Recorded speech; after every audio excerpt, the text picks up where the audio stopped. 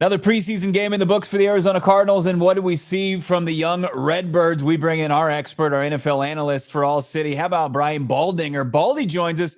Baldy, how's it going, my man? Can the NFL regular season get here quick enough?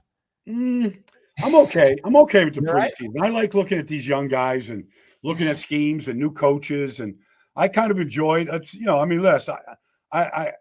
yearning for September 5th in Kansas City, but I don't mind this process right now. I was one of those guys that needed playing time in preseason to make a team, and so I'm looking at guys that are developing from week 1 to week 2, getting more reps, looking at the things that they do well versus things that they have to get better at. So I don't mind the whole evaluation process right now.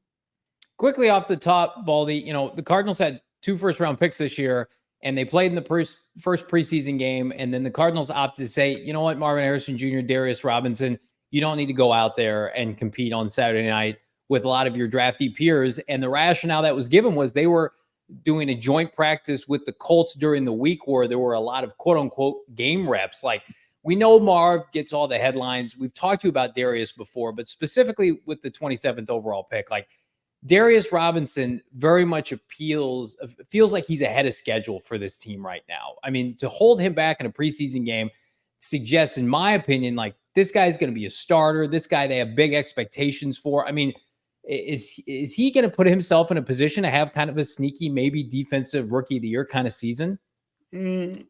Typically, that doesn't happen from the position that he's playing. So I'd kind of hedge against that right now. I'm not knocking Darius, but he's going to be inside playing the run on a lot of downs. He's not going to be out there on the edge the way some of these guys are, where you might be able to do that. But he still might be able to get some numbers. Look, it's a philosophy right now around the league. Andy Reid, Kansas City's playing those guys. Houston, he's playing his guys. The Saints played their starters deep into the second quarter the other day. Green Bay, you didn't see a starter. The Rams, you didn't see a starter. The Eagles, you're not seeing starters outside of a couple defensive linemen. The Jets haven't played any starters. It's just a philosophy right now. And look, a lot of these teams, like the Cardinals, they're getting a lot of work in scrimmages. The Jets have scrimmaged against every opponent this preseason. They scrimmaged the Redskins or the Commanders the first week. They scrimmaged the Carolina Panthers. They're scrimmaging the Giants tomorrow. Like, some of these teams feel like they're getting their work in, whether it's technique work, fundamentals, reps, conditioning. A lot of teams feel like they're getting that work in against these other teams right now during the week.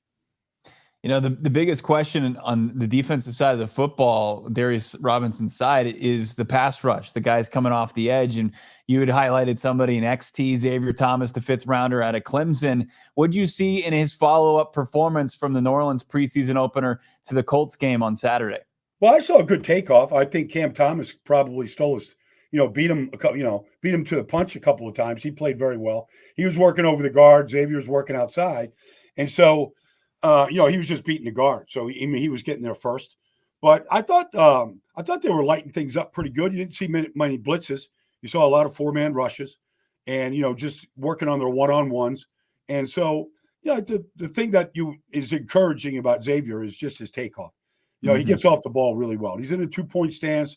Now it's a question of, okay, study your opponent. How quickly is your tackles getting off? Like, can you time the snap without being off sides? Now you got to start working on some of the really, small detailed techniques that can give you an advantage when you get to the regular season.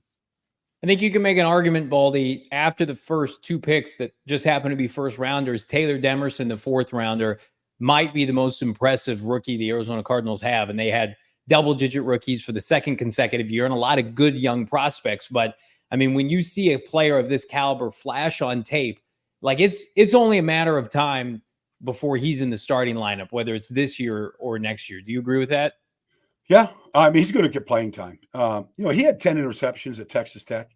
They don't happen by accident. You can't buy those on eBay. You got to go find those interceptions. You got to have some ball. Typically, guys with ball skills, it travels.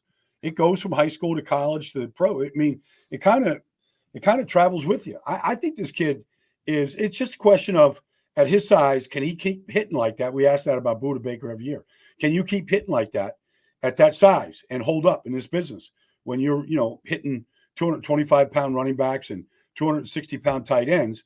But he did at Texas Tech. I thought he was I had a couple of general managers asked me to go watch him and tell me like who he reminds you of and what do you think of him. I just saw a guy with tremendous burst, tremendous speed.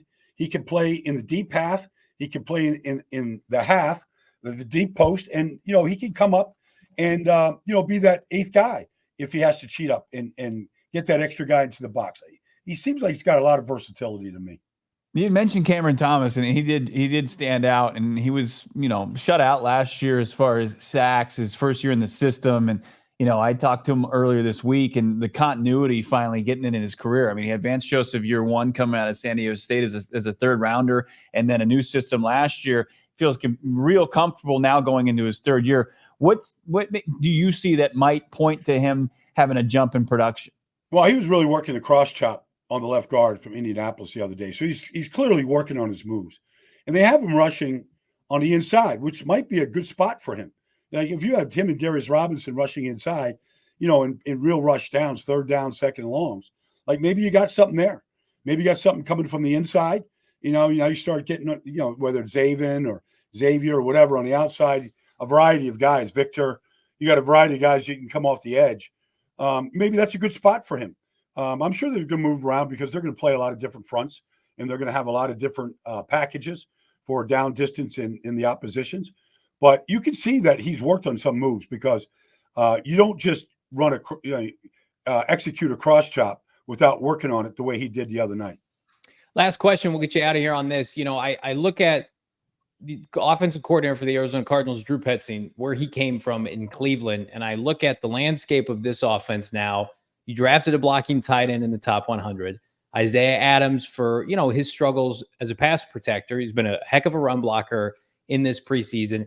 And then I look at Trey Benson, and then I look at James Conner. Is this the making of once upon a time in Cleveland, you had Nick Chubb and Kareem Hunt, and now James Conner and Trey Benson and this 12 personnel? I think maybe, Baldy, we as this fan base, fantasy football community, are we underestimating how much the Cardinals want to run the football in 2024?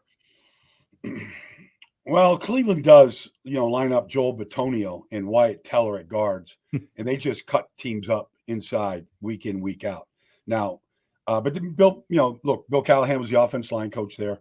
They're very well coached in the run game. I wouldn't say Arizona's in that category yet, but it's a good philosophy. I mean, you could beat teams up in this business. You could take advantage of the quarterback's running skills. And I'm sure that that's going to be part of what Drew does this year.